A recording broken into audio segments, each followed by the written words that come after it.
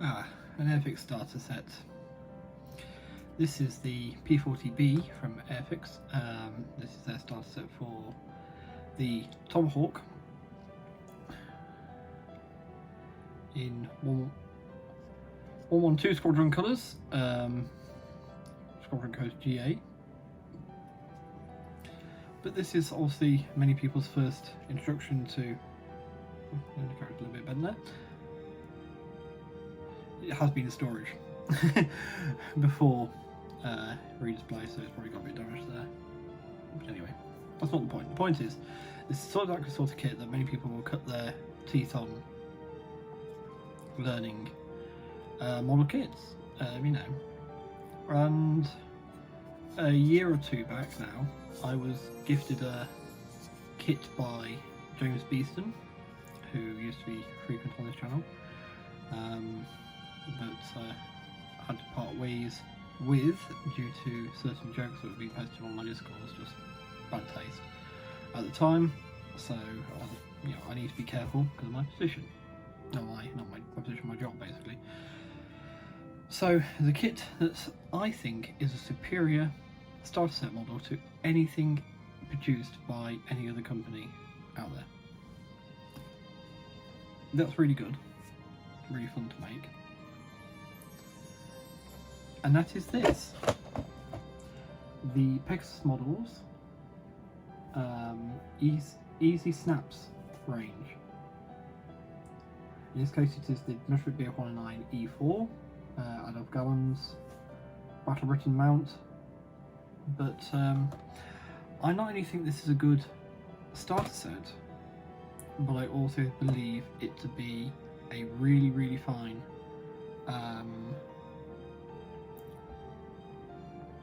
kit for those with all abilities.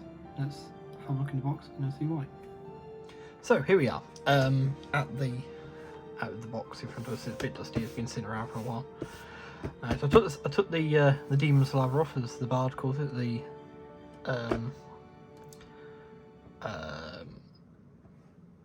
shrink wrapping basically. So you can see, you know, we've got Pegasus Hobbies, a military museum collection. 30 markers are included. EZ-Snapz snap together model 1/48 scale. Now the scale is really important here because a 72 scale like that is really easy to store, quite easy to display. It's manageable for a newbie, but can be kind of small for some people to cope with. But I can engage in some ways, red scale in some ways, you know. For some, it's too small apparently. So this might be a good alternative. So I'm not going to do a huge unboxing, though we are going to take the lid off and have a look inside, because yeah, I think this kit has a lot of potential. So inside, pleasantly surprised when I first opened this that just what was in the box. So you got a standard instruction manual, information about the aircraft, instruction sheet for the assembly and painting guide. This is what surprised me. I've seen snap together models with that mostly they come pre-painted. The parts are sort of loose in the bag, what I've seen mostly. Very rare to see anything like this. This is incredible. And what I'm also seeing is I'm seeing a fabric texture for the tail, because this was doped linen over a framework. You see a representation of the ribs there. There's the metalwork's all nice represented. There's the indents for the, you know, all recessed panels as opposed to raised, but where a panel does need to be raised, such as I believe it's on one of the bits of the wing, yeah, it is where it raised where it needs to be. This is a massively detailed kit as far as I'm concerned, especially for what it's meant to be. So things like the cockpit are a little bit more simple. The cockpit area is not a Tamiya one, or that we do representation of the gauges there. And again, you could probably get an upgrade kit for it if you really bothered you that much. Exhausts again, they're actually I've built 48 scale Airfix and that where these are solid. You'd have to draw them out to get that effect. So that to me is really impressive. Can't come out on the latest version of the Epic, so I don't know if they have brought another 1/48 scale one or not. But yes, that's that. The canopy is very nice and transparent. Mostly cut out already. This is the only bit that's been pre-cut out. I think it's even cleaned up, so that takes a lot of stress over this bit there to clean up there. So that's it. So yeah, get that masked up. Being 48 should be a fairly simple task. And this was the real surprise for me. Proper transfers, or decals if you prefer.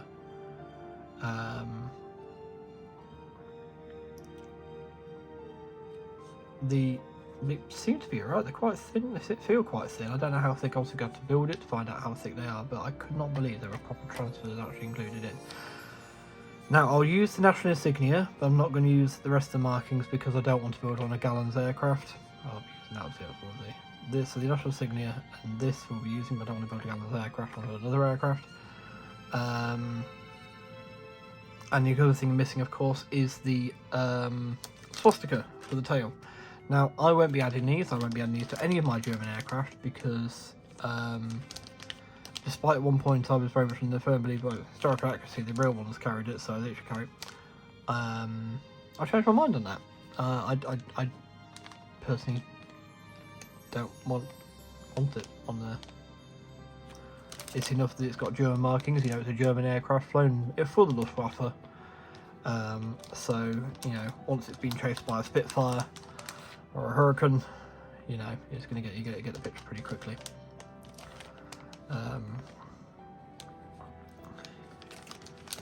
You know, sorry Galland, you got to write more than the book saying I'm not a Nazi honest for me to believe you when there's that photograph of you getting a medal from Hitler. So yeah. But yeah, beautiful details like the tail wheel here. You got a choice of doing the wheels up or down, but the tail wheel here, you got some spoke detail on it. I think these kits are well worth a look if you are a hobbyist of any age. Now, I'm actually really tempted just to start building it. Right now. I'm going to do it wheels up because I want to have it being chased by a Spitfire. Ideally. Let's turn this video into a build, shall we? So, let's find out how easy it is to build. Now, obviously the cockpit tub needs to be built first. And as I'm building it, that's the only thing is, if you build it wheels up, there's no pilot figure included, which is maybe look a bit odd, but we're not going to see into that much. Anyway, the angle, the way I'm going to have it, I'm not going to see much of it at all, so I'm actually just going to paint the cockpit to black. That's the simple and easiest way to do that there. This will be more focused on the outside of the aircraft than the build itself, so yes, so the first thing to do is actually build that cockpit tub, so let's get this open. No, so I'm not prepared because I'm not actually intending to do a building model, but hey, why not, eh? Let's build a Messerschmitt 109. Alright, so here we go. Let's get these bits out. That's the plastic, feels good actually. I'm not keen on all these separate bags. I know it keeps things safe, but just thinking about the old planet there. Yeah, put some paper bags around it or something that we can recycle. I mean, I put my plastic sprues in a recycling, whether it's Warhammer or model aircraft these days. I put them all the bits into the recycling, all the sprues into the recycling. We'll use the bot tray as a building area.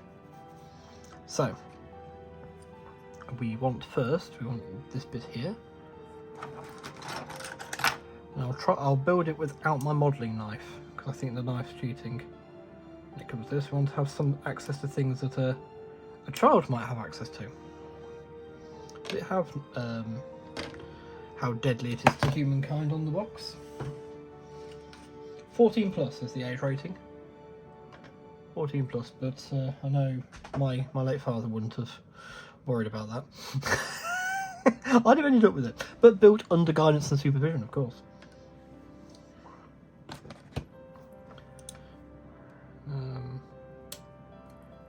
Yes. So I want that one, and we want the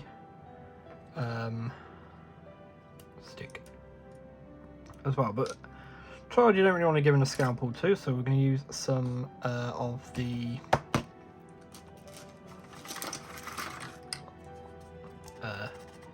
sandpaper here. Go for a rough piece, a rough grit, because that's what I have available to me. And again, that growing up, the sort of thing, you sort of put up with what you get.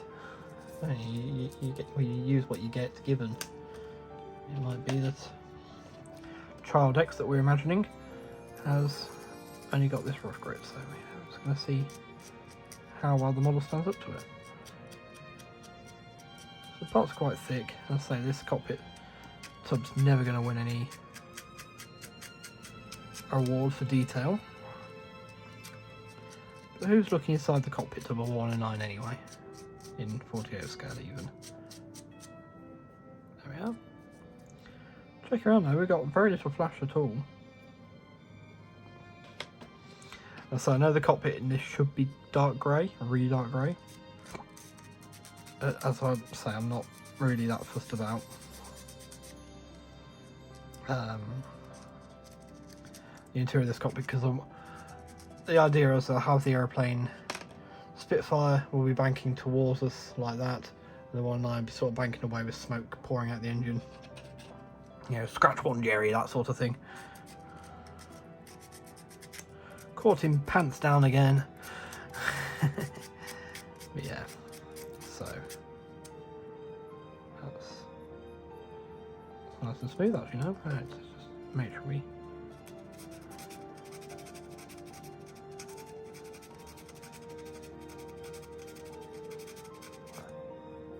there we go. Actually, I'm not really sure why my PC's on still. Let's just turn that off. Oh, I want it on in a minute. Oh, well, we'll sort out the thumbnails later. So, that will go onto there. Now, I know it's a snap together kit, but I will be using cement, because I want the thing to stay together when it's on the ceiling.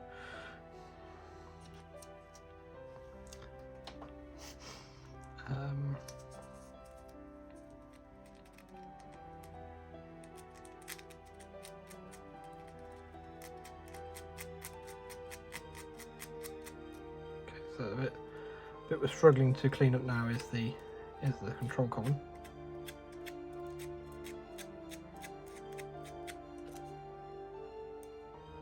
Could we use the snips to get a bit more off, do we think? So yeah, also I'd use the knife ordinarily.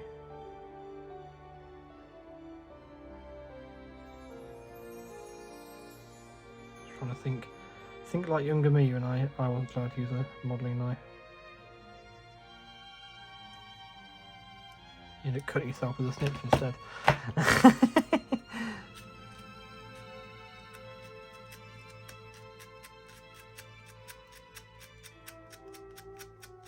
I actually use my nails a lot of the time.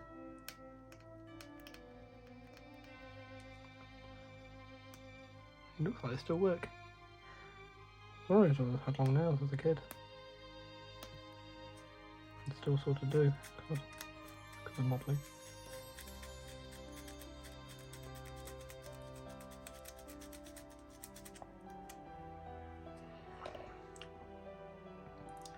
Right, so that's one bit. I think, as it's in the cockpit, I'm going to declare I'm okay with it because of how I want things, but that's something, if you did want your cockpit on display, you would want to be using a knife to clean that up, I think. Right, nice thing is we've got a semicircle in here, so it's really clear which way round our control column needs to go in, our joystick. Let's go in. There we are, let's get that. And then pop this in. is really tight. Oh, there we are. Actually slid in really easily. I'd be a bit concerned about that being a push fit. Right, now we do time warp again. Bit of glue on there. And sorry, keep knocking the camera with my cap. Tell you what, I'm not on camera, I'll take the cap off.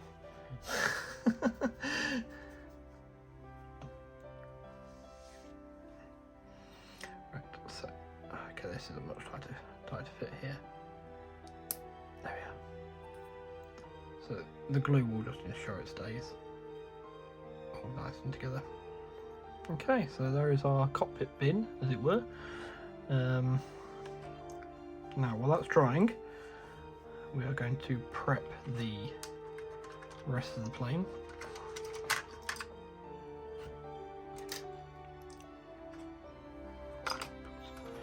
Everything's falling down now.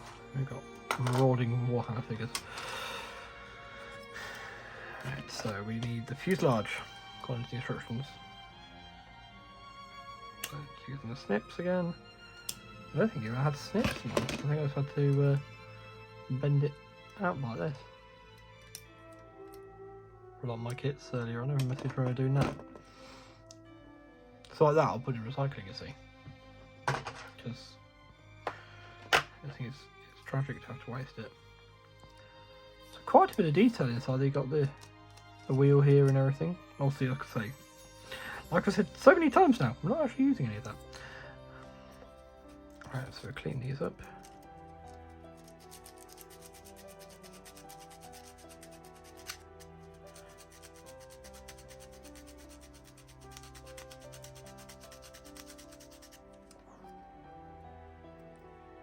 I watched a review of a model build of a Airfix starter set, a Seahawk, done by another channel. I'm not going to name names, but what interested me is there's this thing, I know it's something that a lot of people do before applying decals or transfers, depending on what you want to call them. I would say transfers, so this channel we say transfers, because they do come off transfer paper. You transfer them off the paper onto the model, transfers. That's why I call them that. Anyway, and he, before he put the transfers on, gave the aircraft a gloss varnish, which a lot of people do because it helps the transfer move around on the surface a lot easier. And then you matte varnish it afterwards. Or you put the varnish on you want afterwards. What I didn't understand was the kit paint.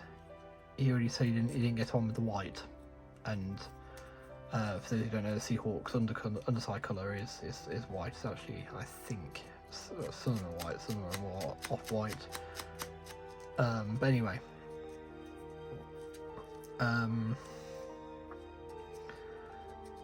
he had a nice white, which he used, a Vallejo one I think it was, which he used. And got a nice first layer down. All he needed really was a second coat of that and it'd be fine. But no, he said, oh, it's meant to have a silky matte finish, or satin finish.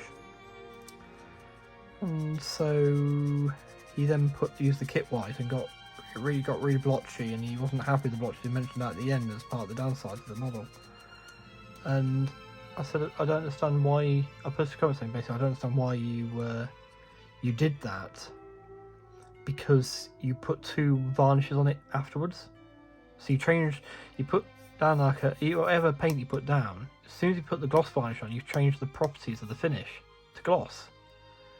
And then you put your transfer on and you lock it in with you did a mix of gloss and matte, or satin and matte, to get a sort of satiny finish on the aircraft. And again, you've changed the properties of the colour again. It doesn't matter if it started out as a gloss paint underneath. If you put a matte varnish over the top, it makes that paint matte. So I didn't understand that, and I just left the comment saying that. And after telling me why they do it for transfer reasons, I was like, yeah, I know that. That's one of my thought points. He basically admitted he did it just so he had something to whinge about the kit, and I think that's really wrong. That's why one of the reasons why I chose an Airfix starter set kit, that P40, is one. I don't know if you still get it or not, the starter set, but you could, and you probably find it on the internet if you look for it.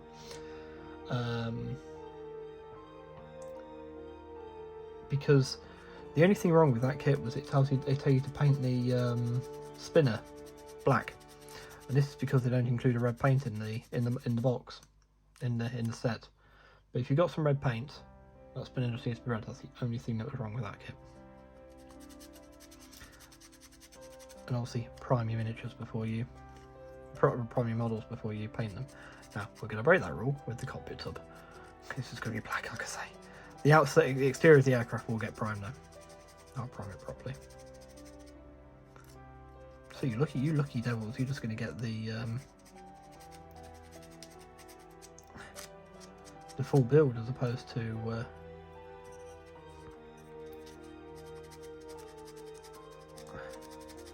having to wait till I prime this. The next thing you'll see is just me painting it, so things might be a bit different. I'm hoping to tidy the desk maybe. There we are. So we've got that wing root cleaned up. I see a suggestion for the top of the engine now. That's pretty cool. That's pretty nifty. You could always or mill that out and get a proper representation of the engine in there. There are potentials with this kit for experienced modelers. I stand by that. That's the hill I'm going to die on. Right, so let's just get a rough brush and some black paint.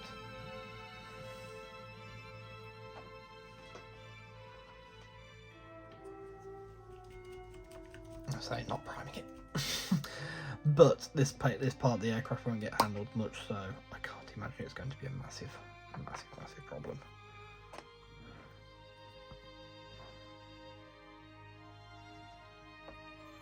Whee! Helps you don't drop it, I suppose. But so I'm literally just going to slosh this all on. Now, obviously, as the starter set goes, this model doesn't come with any paints, which is a downside, especially if you don't want a small child loose with paints. That could be an issue for you, but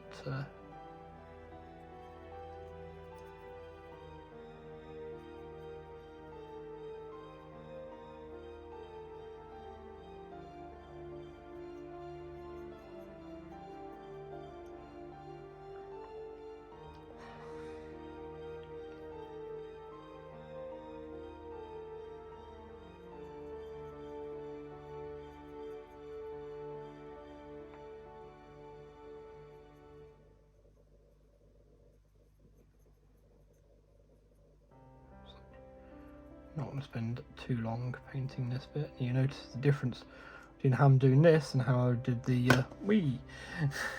how did the Wii? No, you should be watching me doing a Wii. How I'm doing the Warhammer. This is me not caring. No, I do care to agree. I want decent coverage. And a primer would be a great way to get decent coverage, but see, and notice as well I haven't washed the kit either. It is quite slimy. But I haven't washed the kit because, again, I want to be 10-year-old me, been to an air show, you brought a model there and you're just desperate to build it when you get home. Can't wait. So this is what we're doing. 10-year-old me wouldn't have been able to paint it though. I wasn't allowed to use paints until I could build a kit without fogging up the canopy with the glue. Which is fair, really. Why was painting the interior and everything like that? Paint on the interior and everything, if you can't actually see it because you've fogged up all the glass. Same with the Lancaster. I wanted to build a Lancaster, and I had to build several Avaransons first before I could do a Lancaster to prove I could get the canopy not to fog up. If I ever have children, and they're going to suffer the same thing, because I believe it stood me in good stead, actually, for brush control and that sort of thing later on in life.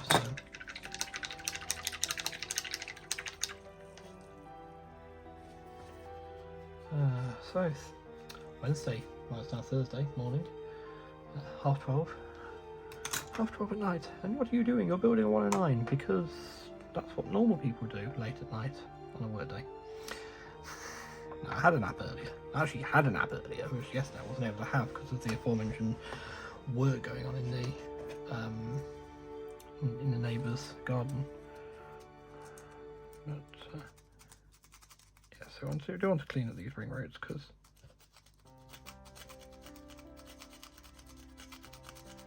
now when it comes to the exterior, like I said, I'll be priming it, and I'll also be using some proper paints as well. Some Hataka, I think they're Hataka, those ones, but some proper colours matched to the proper schemes. Purely because in the day it's going on my ceiling, I want it to look good, and that's exactly the same. Exactly where it's headed. It's going to be just above me here, where it'll be a little Battle of Britain dogfight between a 109 and a Spitfire.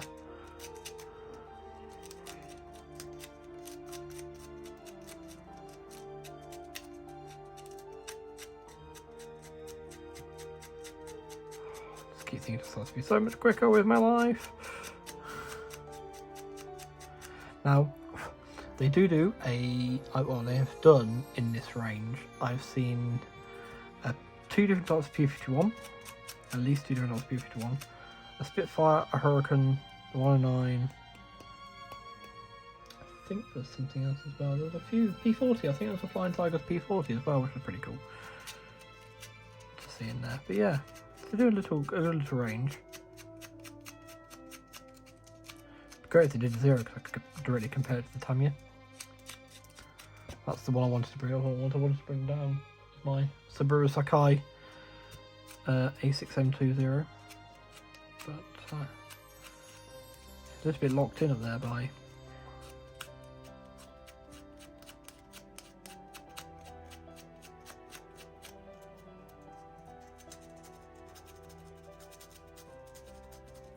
other aircraft, so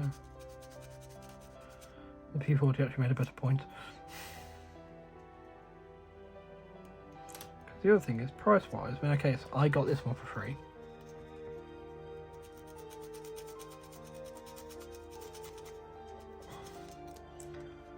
But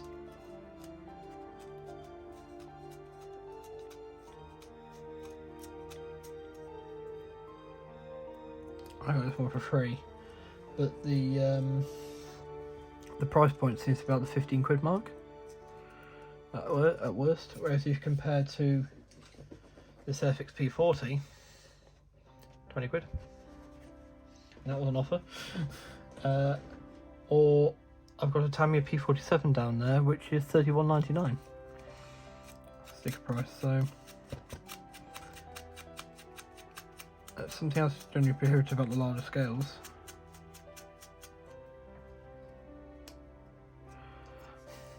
Really getting tempted to use my craft knife. Oh dear.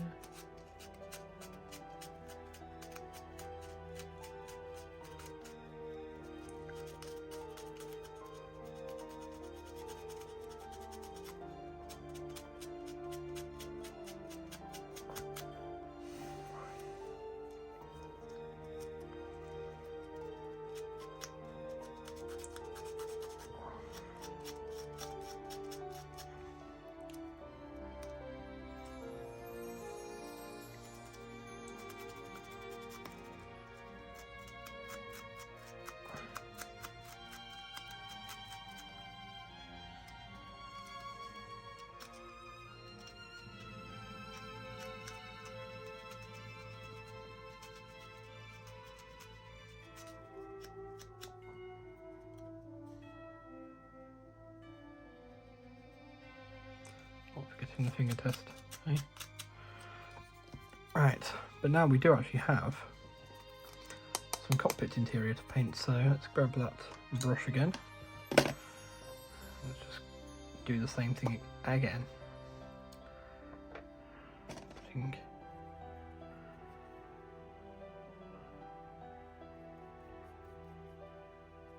that paint all over it.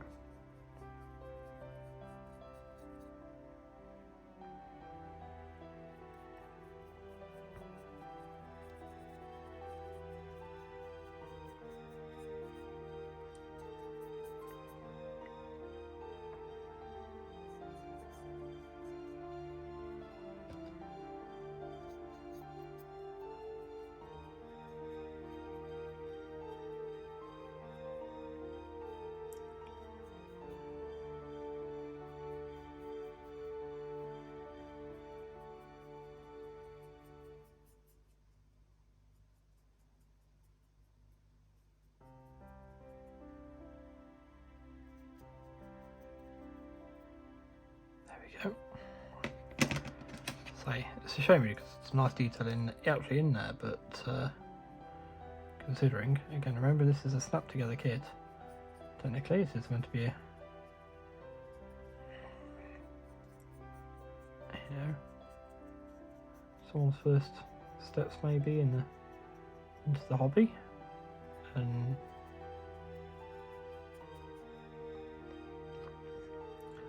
I actually got my first model when I was 5.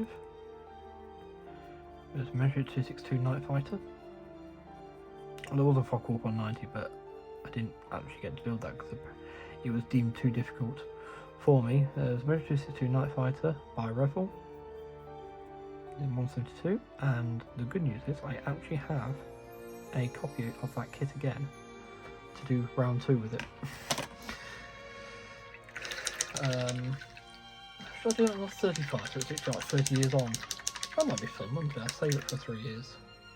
Well, another 2 years now, but till 35 I might do it then.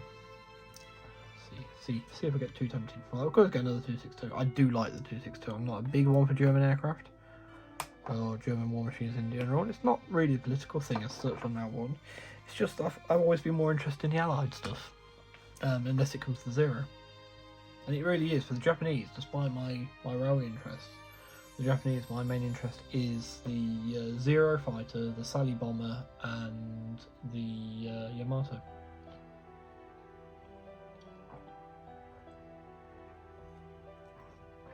Only more recently has it been the Battleship Congo, a battlecruiser.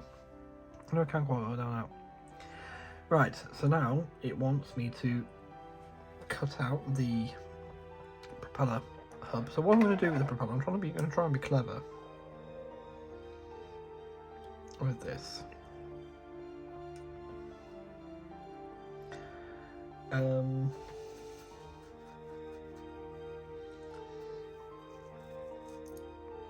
And fix a disc. Try and fix the disc, or I might just leave it. I might just leave it, to be honest. I was going to try and be clever, but the art teacher's got enough going on rather than trying to hope for a little bit of spare acetate for me. So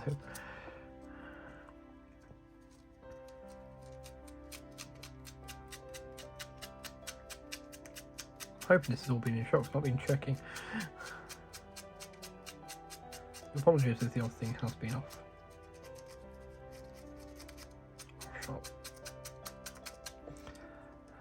But if you made it this far, then thank you for watching so far still. And it's got a nice little slot to go into here, which I just managed to completely miss. There we are. That's spinning nicely. Need to make the propeller go round.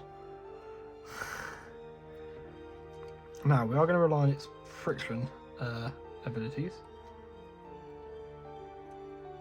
I'm just going to slide that into there, and that goes the propeller hub. There we are. So that goes back in there. So what we're going to do now is I'm just going to run some glue around it.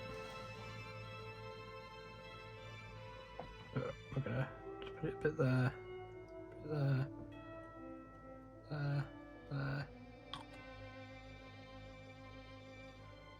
there, there. And I'm just going to run a little bit along here, just near there. It's just my peace of mind.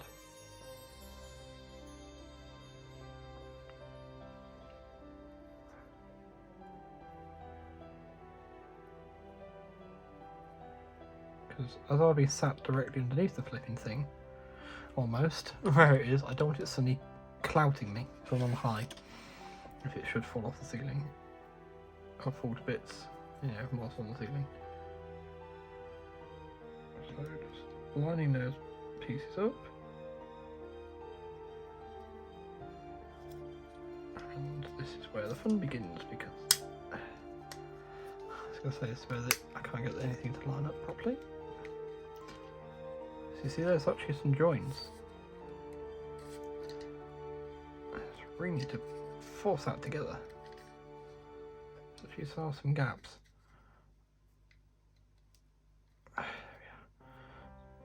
Really push it. So you're going to need perhaps a parent's help with that. Remember, mums are just as good at this as dads are. There is literally nothing in your gender that stops you building a model kit to a fantastic degree, even if you're not one gender or the other. Well, I'm managing it. I'm not binary, so you know. Right, so yes, there's that's still spinning nicely. Now, we have got a little bit of a discrepancy there. I don't know if you can see that. You see the light picking it up. So I'm just going to use my sander here just to smooth that out.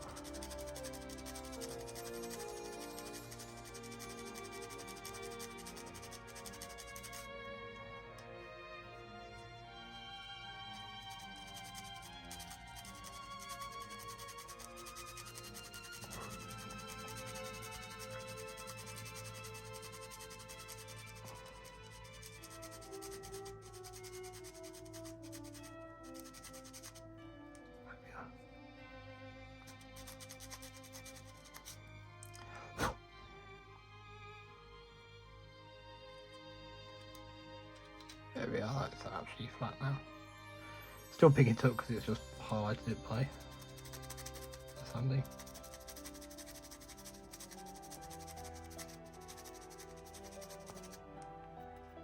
There we go. That's better. That's so much better. So yeah. You'd be pretty excited if you were a kid. Even big kid. Like me. So, we've done that bit. That's pretty impressive. Okay, so nose assembly now. It actually details it as nose assembly. So, we want the section for the underpart, the section for the top.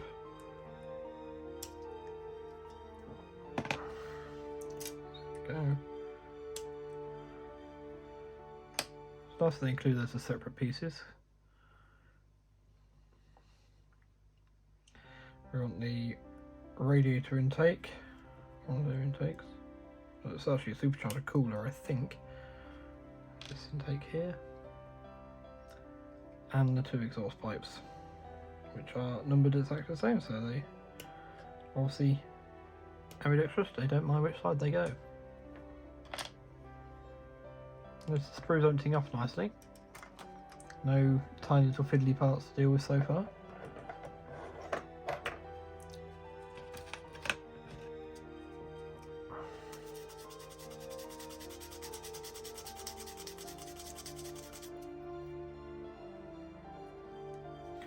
Also notice where possible they've tried to only include one contact point.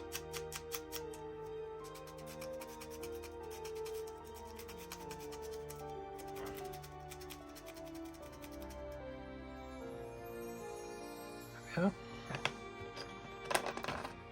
And they have put it at the front of the component here.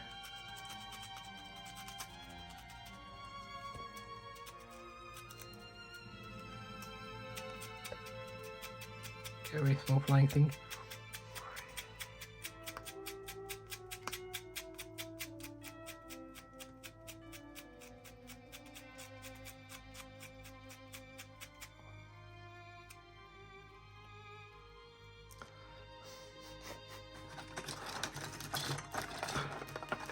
Ah dear. He's succumbing. He's succumbing to it. The temptation was too much.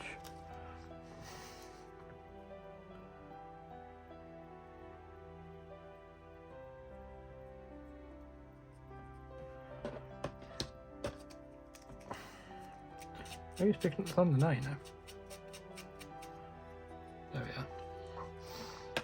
So I'm just going to use the knife just to speed things up a bit because we're on to a 37-minute video already.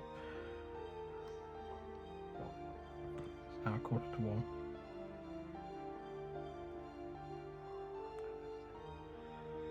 That's for attachment points, unfortunately, so there's not much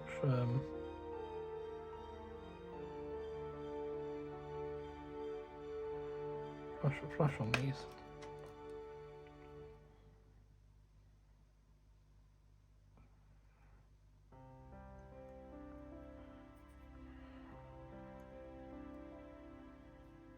So yes, I think it would be possible. I think rather than a sanding sponge like I was trying to use, I think if you had a proper file, a metal file or something like that, you'd be gentle with it, but I reckon that'd be a much better option.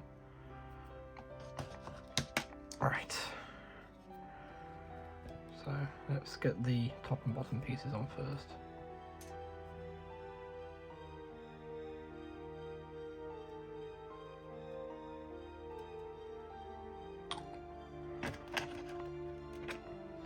So orient it the right way.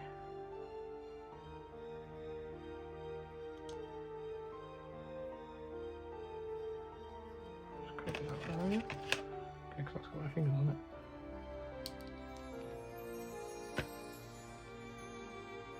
Should really help lock it together as well.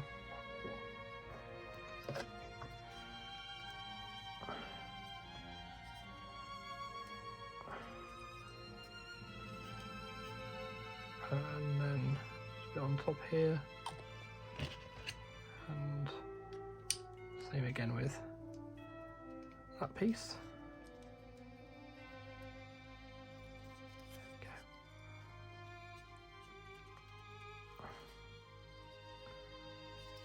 There we go. There we are, that's not bad. Okay, and then the exhausts. I used to always call it giving it an engine.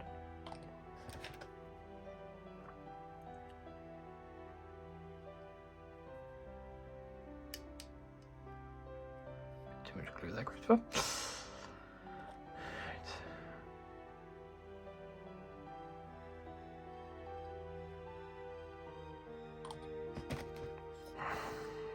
Again, the fit is feeling a little bit loose with some of these pieces, but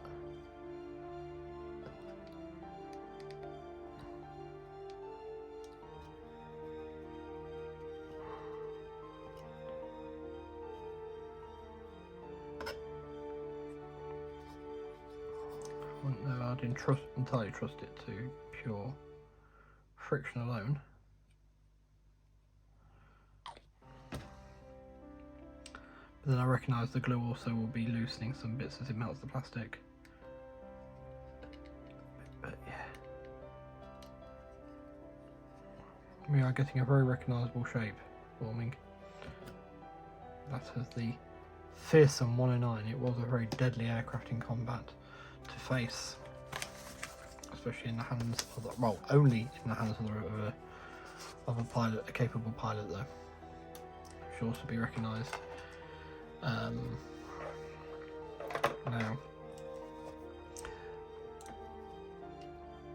I'm told, I went to a talk on the Battle of Britain and told by a pilot who's flown 109s, real ones, as well as the Bouchon, who I actually spoke to Adolf Galland, the pilot of this aircraft, and Total Not a Nazi. Have you seen his book? I like that. To prove I'm not a Nazi, I'm going to write a book saying I'm not a Nazi. That's all the evidence I need to provide. Okay, mate. But anyway, the pilots will do a pre-flight check of their aircraft, walking around the machine, make sure everything as it should be. And during that time, usually they're hoping the machine's going to perform well for them. Mould line stuff there, just to tidy up.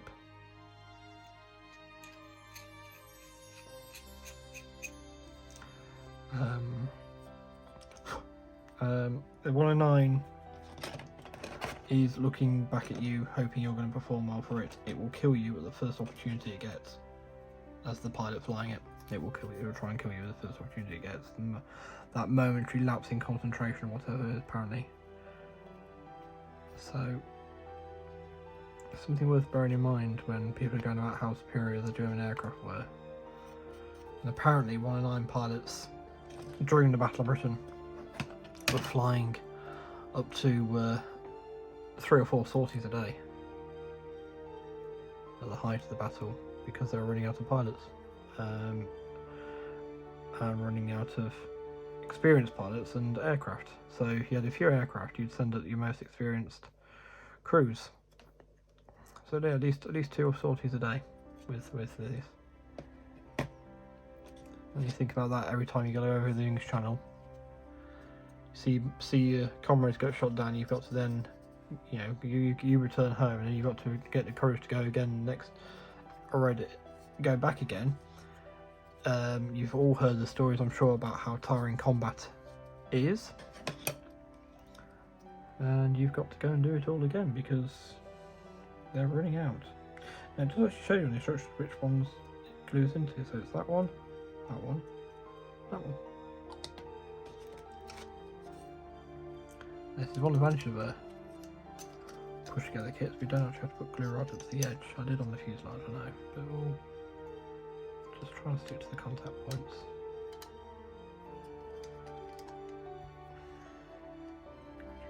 There we are.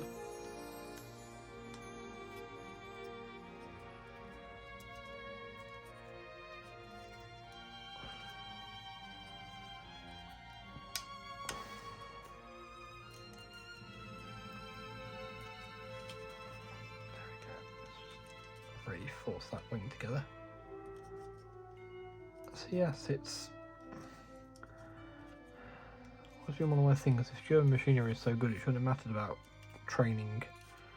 Because there's some people go on, you know, German technology in World War II was better than anything anyone else had ever or since.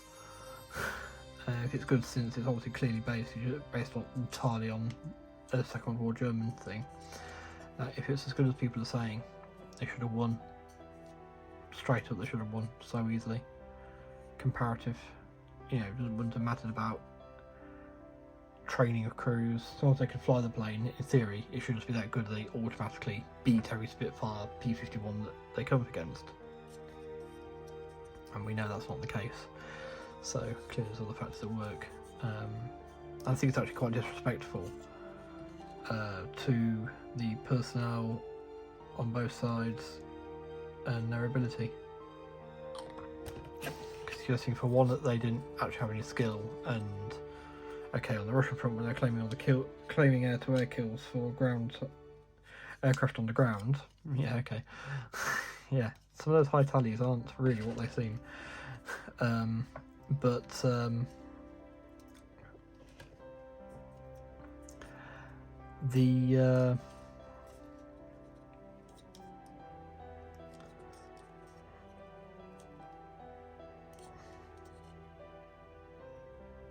it's also doing the Allied pilots a disservice as well with the scare skill. And I'm purposely not mentioning one member of one participant in the war, because they're being a bunch of whatsits and doing their best to remind us what Nazi Germany did. You know?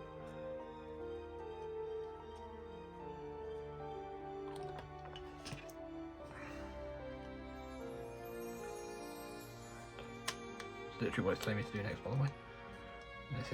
This is the bit I did as a kid first as well. As soon as possible, get the wings on, because then you can go.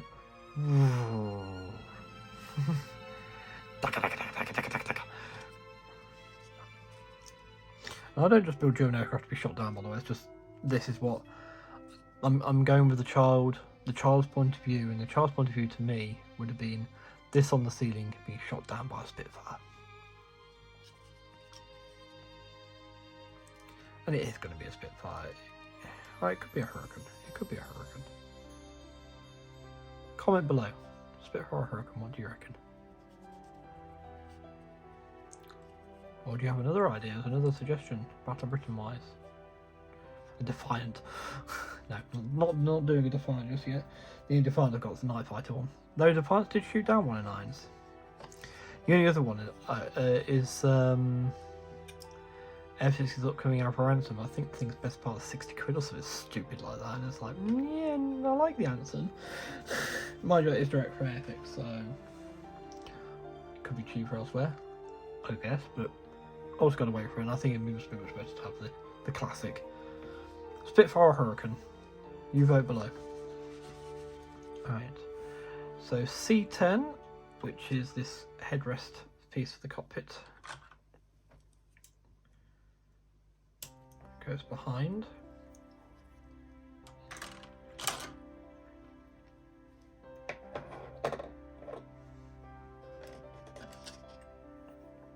I believe Airfit did a 1/72 scale. Sorry, I got my teeth in my mouth now. Did a 1/72 scale 109 starter set.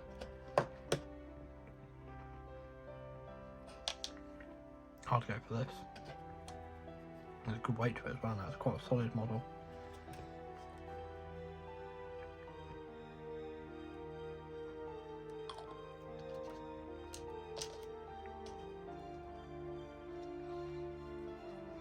So again, I'm just going to paint that black in a minute.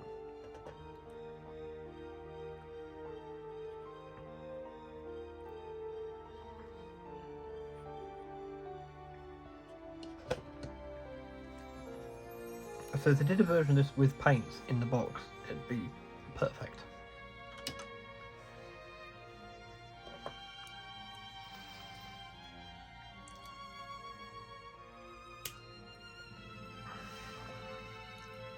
Now these ones are, doesn't matter which side they go on because they've got the indent for the support, the strut. Something else to be noted, the Superior 109. Oh yeah. No, the Hurricane or Spitfire had struts at the back to support their wings. Oh wait, their tail players.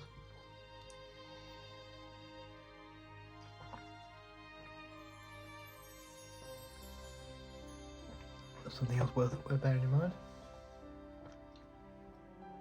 I've got BF109 at war, so I might, between now and the painting, I'll do some research, one of my favourite things, and see what potential schemes I can put this into. Because if I can potentially put this into a scheme for a 109E model over Malta, I will do that. We'll have a dogfight over Malta then. Because it also means a nice tropical scheme for the 109, which is always one of my favourite ones to paint, so if not, we'll do one of those as well as a comparison.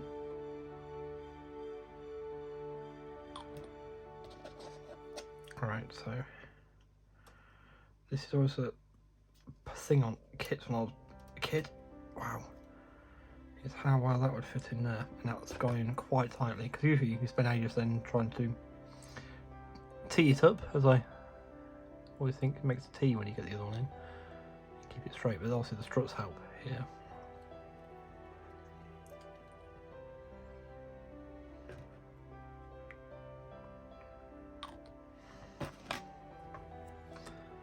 "51 minutes and we've got something that looks like an aeroplane now."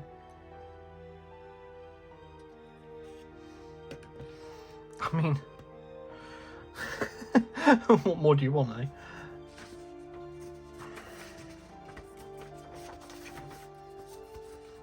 Literally on last two stages. So I want the wheels up. Right, so now here I do realise that we could paint the interior here, but I'm just going to build it as it comes. Now you do get a choice, wheels up or wheels down. You get the actual undercarriage legs twice, one with the wheels already attached and one with the wheels separate, for wheels up and wheels down choices.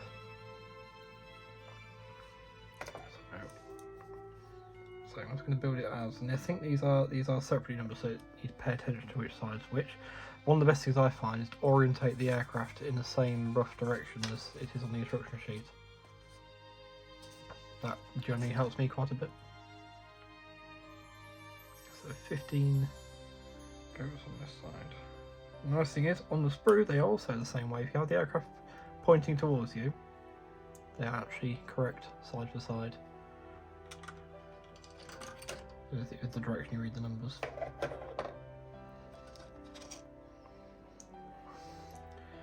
I think this is the first aircraft kit I've built on YouTube we're actually going to see the full build of. This is incredible.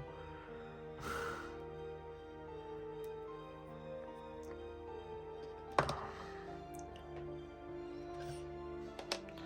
tried Spitfires, I think I've tried Harrier, I've tried all sorts of things. I reckon all we need to do is that. Excuse me. Hydration wants to let you know it's been through the system. Readers sort of clip it. So you need a bit of force on that just to get it into that nice and flush. You can't actually see much of the wheel well anyway once the wheel's in. Not be able to play with the wheels up for ages either. Kind of fun. But that's what the hobby is about, isn't it? That's what these hobbies are about. Now, I was about to say, apologies if you subscribe to the channel for train content, and this hasn't been any train content, it's been Warhammer painting and that live streams, and now this. But actually, I think there'll actually be a train video going up in the meantime between this video and coming out in the last live stream, so.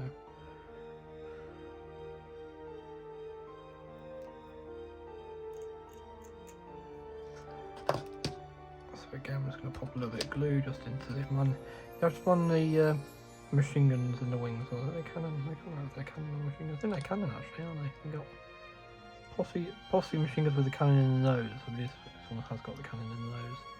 Not all E models did. This construction I had growing up, all 109s had a cannon in the nose, and they don't.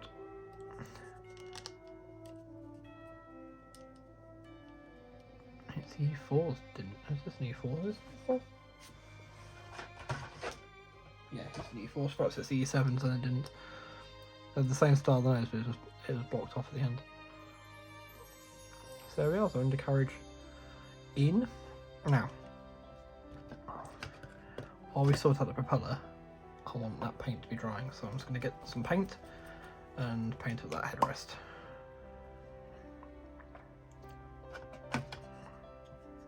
And also, what this will help is it will also help disguise the fact there is no pilot in there.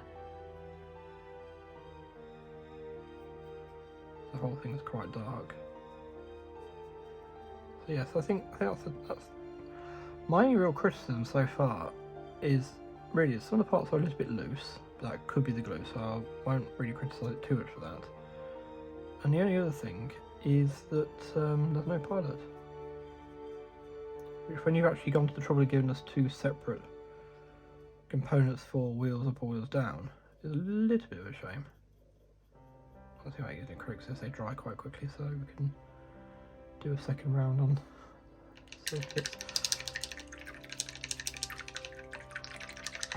That's cool. That is cool. That is really cool. That we've got it together so quickly. Let's see some flush on the tail there. He's cleaning, so I'll clean that because I want it to be a decent finish when it's done. And I'll be hairy sticking it. Paintbrush. So a little bit of flush on the tail, and all I'm going to do is you could use a sander. Just going to run the knife around the edge.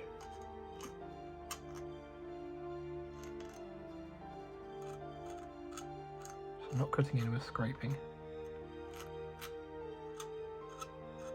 You can use your fingernail for that one. Because it's very thin plastic, so it'll come off quite easily. That's the first bit of flash we've actually had. Everything else has been spur attachment point. Another big thumbs up from me. So again, the struts are sided, and the plane in the picture is facing towards the bottom, so we're going to do it. But again, no, these are the opposite way around. So you actually want C21 and C22 there, and that's the way around they go. It's 21 and 22. So something like this, I do advise cutting them out one at a time. Stick it, clean it, stick it, and then do the other one. Don't confuddle yourself unnecessarily. So we've got 21.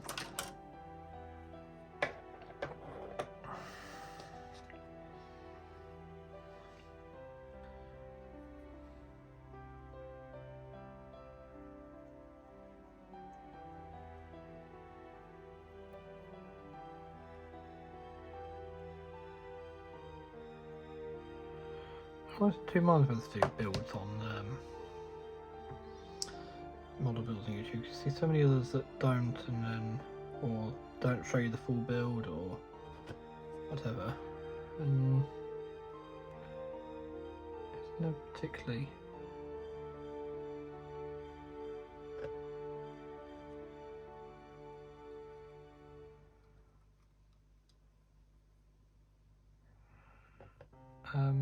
Easy to make a decision one way or the other on that, what to do.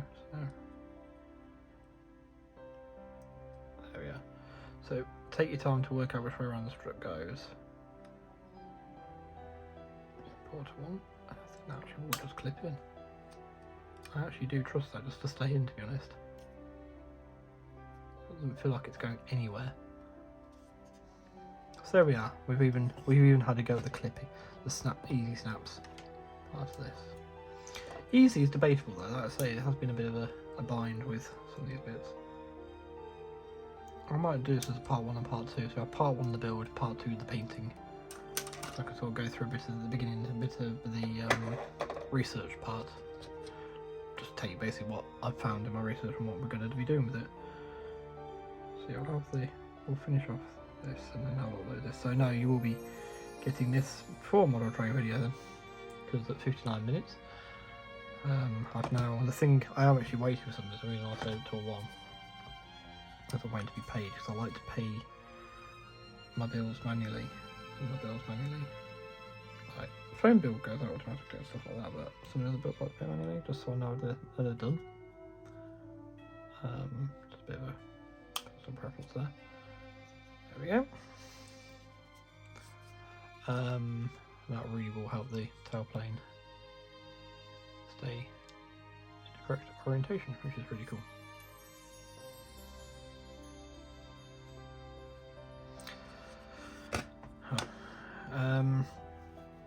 So I wait, as it is payday today, I wait to get them paid, then go to sleep, and I just forget about it until next month. It's just something I do, and it keeps me happy. Right. I said like you're judging me silently, you're judging me silently, aren't you?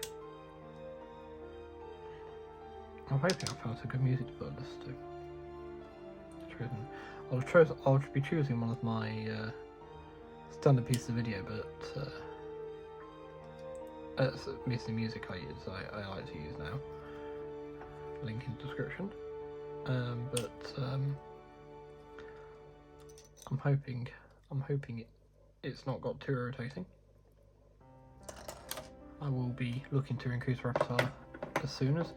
I mean, ideally, I'd have used themes from the film The Battle of Britain, or you know, like Aces High and stuff like that, which at one point would have been perfectly fine doing, but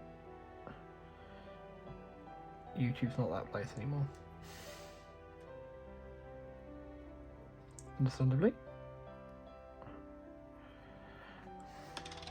I'm sure the people that didn't compose the themes and that music are wanting the money for the work they didn't do. So I don't think Ron Goodwin's still around. I think he's died, so I don't imagine the estate get much. Family get much for it. See, I wouldn't mind if it was the family who's paying in later. Even then, where do you draw the line? Anyway, so there's a really handy doody little notch, see a little piece there, and then there's a hole cut into that. So again, we're going to test out the clip togetherness of this, because I am now curious as to how this all works. So we have 3 holes and 2 prongs. That's interesting. Apparently that's clipped together. Okay, and then try and get that propeller spinning. So hey, there we are.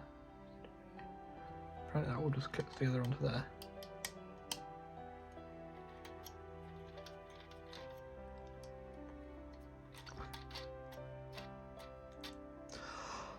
It's got to be done. Oh no, it doesn't want to. Well, there we are. Got a little one. Of course, if you were playing with it, it would loosen up a lot more. I hope that hasn't been too loud on the camera. Oh no, I haven't got enough puff in me. Here's the health of the Duchess of York, who's friends with Cardinal Puff Puff Puff Puff. Comment in the description below if you get that reference. That's good. Comment in the description below. Comment below if you get that reference. I can points will be awarded if you can tell me the episode it came from.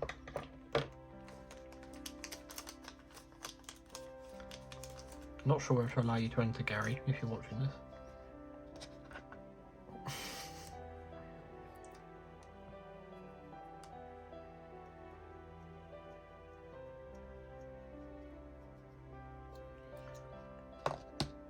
Because you'll know. So again, I'm gonna use the snap together ability of this just to avoid fogging up the canopy where possible. So that sort of clips into there. Looks like it clips into both ends. Maybe it clips in better that way. I don't know. No, it has to hook in above the instrument panel. So this could be a bit of a toughie. I'll be masking the canopy up. What I want to know is how easy this would be for a child to make. So this might need someone's help, because I might need someone's help. This is quite crazy. How rigid that is.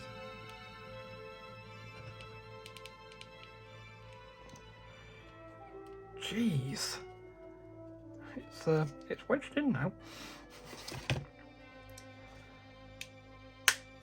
Oh, there we are. It's in. It's in. That is not coming out. I think I could actually suspend it by the canopy. It's in that firmly.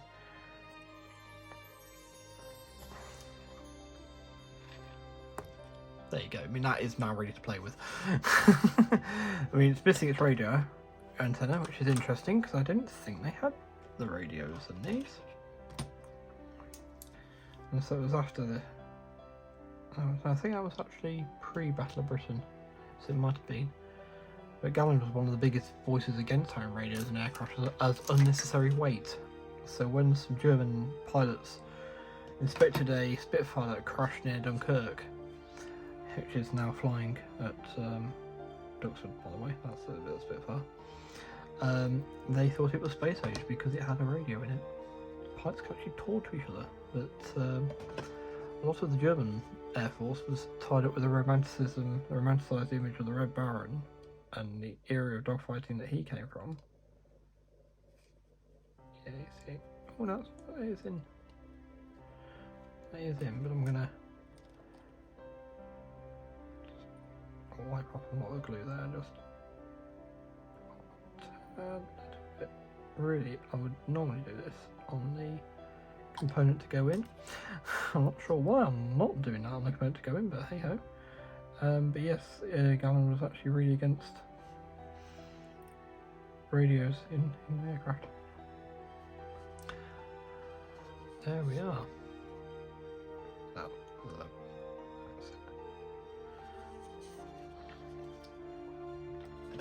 So, let's have a tie-up. So, wow, that was a really satisfying build. So a couple of niggles, as you saw. That canopy was a bit difficult to get on. This wouldn't stay in. I would not trust that to stay in at all. The struts have pushed the tailplane up slightly. Actually, need to do a bit of research if that's actually accurate on that side. So it should be a T, more flat. But yeah, otherwise, very satisfying build. There's a couple of places where it's still fighting me. But for my purposes, that I want, because I say it's going to be, this will be turning away that way, smoke coming out of the engine, there's the triumphant aircraft banks towards the viewer, as it were. It's another reason not to have the source to go, because you won't actually see it, because it would be, if I do it the right way for you, behind the tailplane. But yes, no, very cool. And if I was a youngster, well, I mean I am, but you know, if I was even more of a youngster, I'd be very pleased with this. I still stand by really do stand by what I said before, and I think that this has so much potential for experienced model makers. I really do. When I've done a few more kits again, I'm a bit out of the loop. I also do the Warhammer. You know, I can paint. Can paint miniatures. You know, do it in the lines and everything. I can build models. I can paint. I know I can do these things, but I want to do a few kits just to get myself really back into the mode of doing these again, and then perhaps I'll do another one, maybe the exact same 109, and I'll do it from the point of view of a proper modeler, as it were, as if I was doing another kit where I'd perhaps look to really make sure we fill in all the join lines, all the seams and everything. Maybe done wheels down, maybe try and open the cockpit canopy up so we can see the details and try and, you know, do stuff in there. Just to prove my point, as it were. But yes, I say, some fantastic resolution to the fabric. It does look physically different to the, see there, it's catching the light, so it looks different to the metalwork in front of it, which is really cool. The guns are well represented. The machine guns actually do feel quite sturdy. Not bending much when I do that. But I wouldn't trust them to stay. They're probably the first things to break, that or the aerial. Be a race between that and the aerial to break first, and the propeller will follow. Possibly the tail wheel. If you were playing this. So if I was to build this for a child to play with, the things I'd leave off would be, I'd chop the propeller up, I'd just cut it down to the base there, I'd leave that off, chop the tail wheel off, leave the struts off the back here. Beyond that, I think you'd be pretty hard pushed to choke to death on the rest of it, but don't tell a word, remember it is a 14 up on the box. I wouldn't be giving this to a baby or anything like that, but, you know, 6-7-year-old, I'm sure, you know, 10, you'd be pretty sick with that, I reckon. So, say, follow the advice in the box, not me.